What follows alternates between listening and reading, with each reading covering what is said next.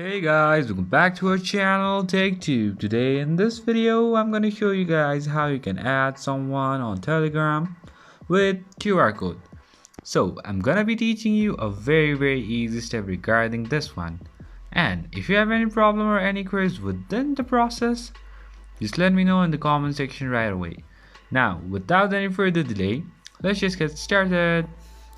So first thing, what you need to do is you need to go to your let's say Telegram app and just log in with your account. So I'm going to be showing how a QR code will look like of the, let's say, Telegram. So just go to your top left corner, which is three lines, and then go to settings.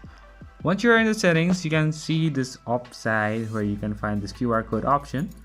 Just go over here and then have your friend's QR code like this and just scan this QR code in your camera, and then you can add someone on Telegram like that. So that's pretty much, guys, that's how you do it. I hope this video is helpful for you guys. So thank you for watching our video, guys. If you like our video, please leave a like and do not forget to subscribe our channel and also hit the bell icon so you never miss an update from us.